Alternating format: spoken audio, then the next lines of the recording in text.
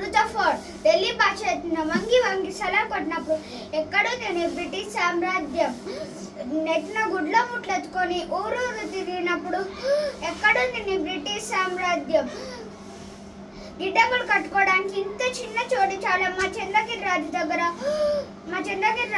జోలో కట్టినప్పుడు ఎక్కడో నేను బ్రిటిష్ సామ్రాజ్యం రుతఫోర్డ్ ఇన్నా మాతృభూమి ఇక్కడ మట్టి పవిత్రం, నీరు పవిత్రం, గాలి పవిత్రం, నదీ కొండలు అన్ని పవిత్రం.